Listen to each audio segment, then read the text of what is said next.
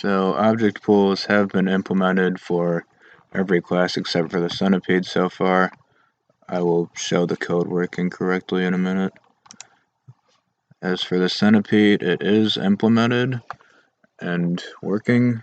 However, it is still in the state of it essentially being a trillion if statements.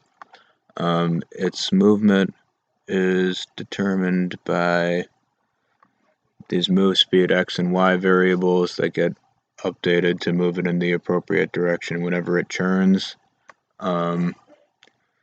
What determines whether or not it churns is essentially right before it enters a new cell, it checks if it needs to churn or not, and then does it right then and there if so.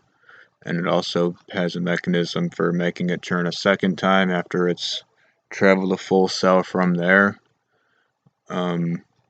Which direction to turn in is just based on a built-in enum, which is why there's a trillion if statements for it.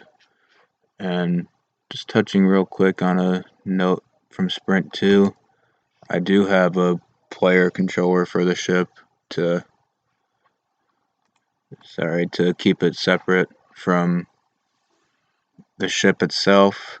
Essentially, it's just when you press controls, it sets booleans in the ship to be either true or false, and the movement is determined inside the ship from there.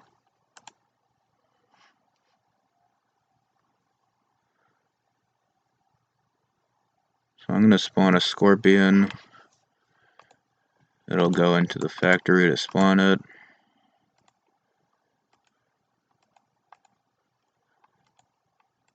So there's currently no new scorpions existing, so it creates one, and it'll recycle when it goes off screen. You hit H to spawn another one.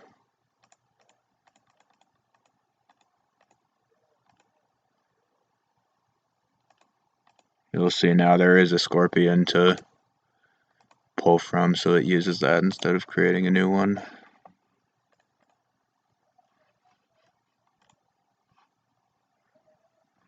Thanks.